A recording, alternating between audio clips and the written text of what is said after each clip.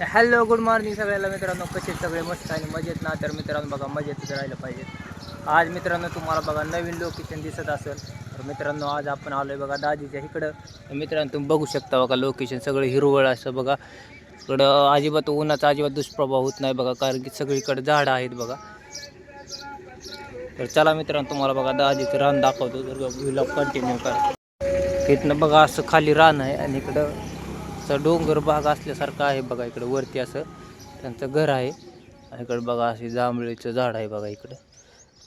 इकडं सीताफळाचं झाड आहे मित्रांनो. सीताफळ इतकी लागतात नाही याला जबरदस्त. आणि इकडं शेवग्याचं आहे बघा. सगळं तुम्हाला असं औषधाचं काहीच भेटणार नाही बघा. सगळं नॅचरल पालेभाज्याही लावले ते बघा. इकडं बघा चक्कूचं झाड वगैरे, चक्कू पण लय आलेत बघा. आहे इकडं गिनीगोल आहे बघा. इकडं गिनीगोल लावले असं, कारण की त्यांच्या इथं बघा शेळ्या वगैरे आहेत. एक म्हस बी आहे बघा, त्याच्यामुळे इकडं गिनीगोल वगैरे लावले त्यांनी. आणि मित्रांनो तुम्हाला म्हणत असतो, थोडं का होईना आपण आहे ना की भाजीपाला वगैरे लावायचा असतो.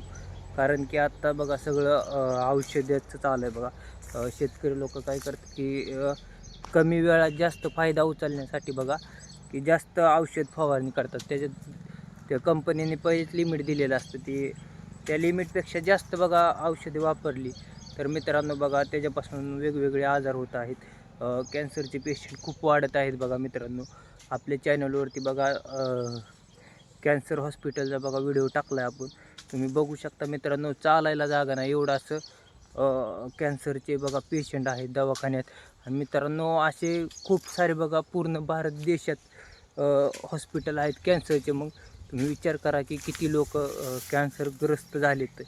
आणि मित्रांनो आता बरं आहे की बाबा त्याच्यातून बी काहीतरी उपाय निघले ते. नाही तर पहिलं बघा कॅन्सर म्हटलं की बघा लोक पूर्णपणे घाबरून जायचे.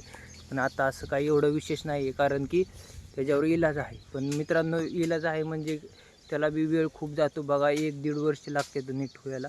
आणि मित्रांनो कोणाचा नीट होतो कोणाचा नाही होत. त्याच्यामुळं बघा सगळ्या आपल्या शेतकरी बांधवांना बघा एकच विनंती आहे की जेवढं होईल तेवढं बघा आपल्या नॅचरल पद्धतीने औषधं कमी वापरून बघा शेती करत जावा. मित्रांनो खूप त्रास होतो बघा.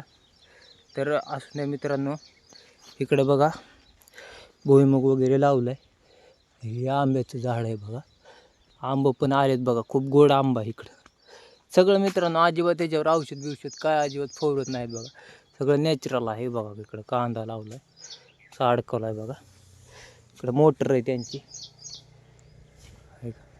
किती आंबं लागले ते बघा, तुम्ही बघू शकता बघा. आंबं थोडं आंबं बघा आले ते झाडला.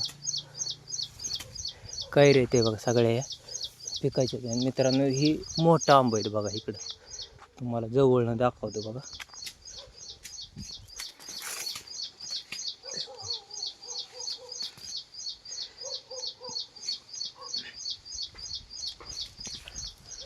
भरपूर आंबा लागला मित्रांनो. इकडे बघा मेथी घास लावला. इकडे मेथी घास आहे बघा.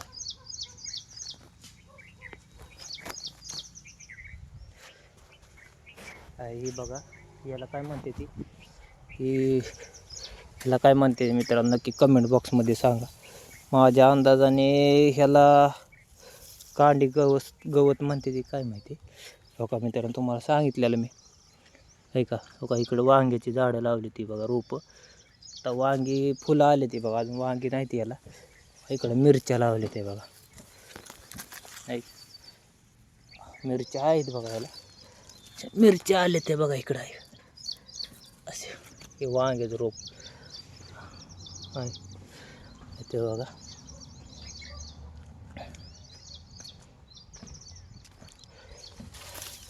हो का इकडं स्पेशल वाप केले ते.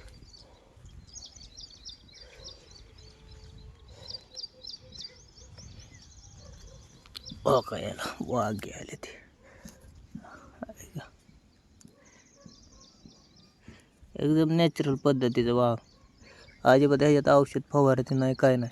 आणि मित्रांनो सगळ्यात जास्त बघा औषध फवारणी जी आहे ना तर ती वांग्यावरती आणि भेंडीवरती. जास्त औषध बघा शेतकरी लोक फवारते ती. मित्रांनो आपण त्यांच्यावर टीका करत नाही, पण एक मित्रांनो तो आपल्याला त्रास होत असतो बघा, त्याच्यामुळं सांगतोय तुम्हाला.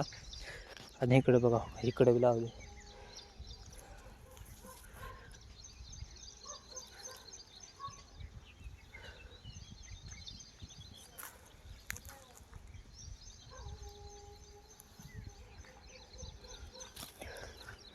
इकडे कोथिंबीर लावली बघा, आत्ताशी गिया लागली इकडे कोथिंबीर.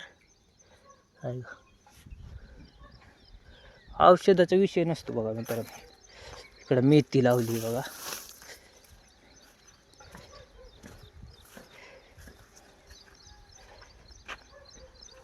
सगळं मेथी गवत आहे बघा.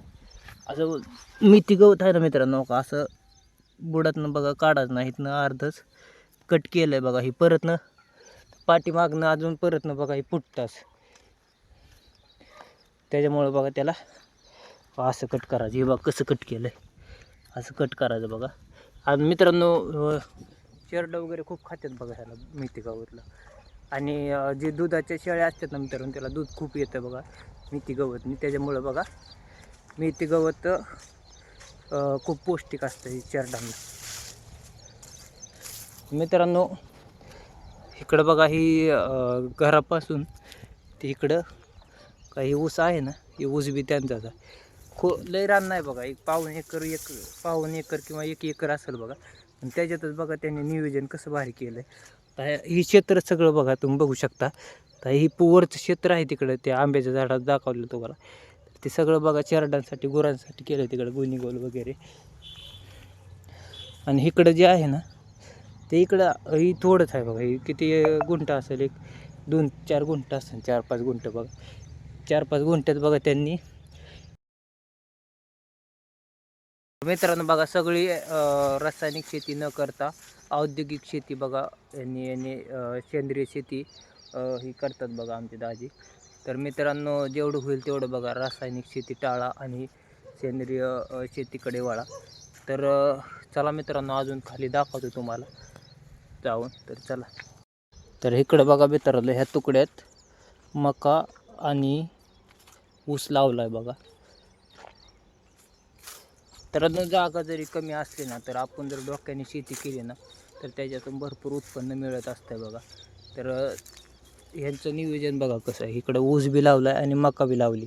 तर मित्रांनो मकाची कणसं वगैरे आणि शेवटी बघा मका पण बघा गुरांना उपयोगी होते. आणि ऊस पण त्याच्यात येतो आहे बघा. ऊस मित्रांनो ऊस याला साधारणपणे 12 महिन्याच्या वर कालावधी लागतो बघा.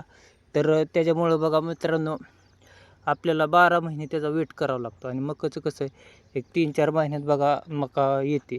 तर मित्रांनो आपण 3-4 महिन्यात मकाचा उपयोग करू शकतो गुरांसाठी. आणि मका पण होते बघा आपल्याला खाण्यासाठी वगैरे म्हणा.